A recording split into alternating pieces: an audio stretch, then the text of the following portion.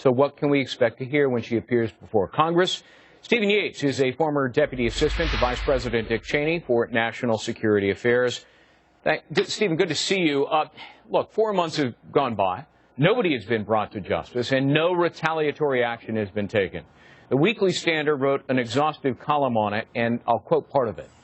Jihadists in the region, no doubt emboldened by the lack of U.S. response to the attacks, have taken to taunting the American investigators and celebrating U.S. feebleness. The Weekly Standard goes on to argue that the U.S. is being humiliated. Are they right? I think they're more right than we would care to admit, really. A lot of time has passed. There are a lot of questions that this important hearing should address. I have relatively low expectations, given that the State Department has foreshadowed their approach to these questions with the independent report that they commissioned that looked at low-level operational decisions. But why the false narrative? Why were journalists and others able to pick through a crime scene for weeks before the FBI could get on scene?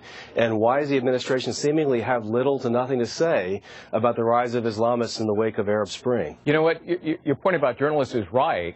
They've almost done a better job than the FBI or the federal government. I mean, one of the leading specs, when you read this Weekly Standard piece, is sitting in the lobby of a luxury hotel afterwards sipping a strawberry frappe. And he's talking to a New York Times reporter about it, bragging that, hey, I don't need to fear the United States. They're not going to do anything. And it gets worse than that.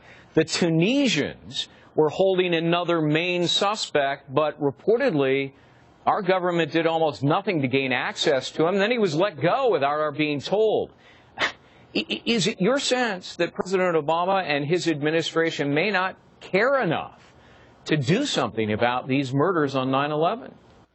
My primary concern is that they have no plan, and if they have a plan, they really need to relook at the metrics of how it's working. We have large aid donors or beneficiaries of American smart power who seemingly are more willing to accommodate the terrorists than they are our demands for justice. And we have basically the move of al-Qaeda's base from Afghanistan to 5,000 miles closer to the United States across northern Africa and on Europe's doorstep. This is a profoundly important strategic change, and the administration seemingly has nothing to say about it. That's deeply troubling. What do you expect to hear, if anything, that's meaningful, that is, from Hillary Clinton? Or will it be obfuscation and subterfuge? Well, I admire her political skill. I think that she spent some time in the Senate learning the art of the filibuster. There will be, no doubt, some long questions and maybe some long responses. I hope that we get some sense for why did the State Department have real-time information that went against what the administration had to say for weeks after this profound event, and why have we run into these difficulties with this investigation? What needs to change in American diplomacy and leverage to get to the bottom of this and deliver on her promise of bringing these people to justice?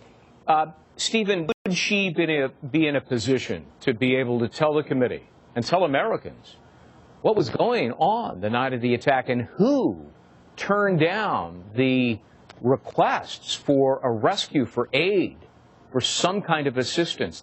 I mean, those people under attack that night were begging for 7 hours for help, and it didn't come. Do you think she would be able to address that?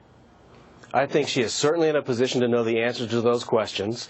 There are probably dueling lawyers on different ends of Pennsylvania Avenue about where executive privilege applies and doesn't apply, whether those decisions were made in the White House and whether someone in the State Department can speak to them. But she certainly is in a position to know that. And if she wasn't on the scene with answers to these things, why wasn't she? That was her job. And if it wasn't her, she would be able to point to her principal deputy that should know and be able to answer. Yeah, I could just hear it now. National security interests, executive privilege. All right, Stephen Yates, we'll wait and see what happens. We'll have you back to talk about it. Thanks so much. Thank you, Greg. Heather?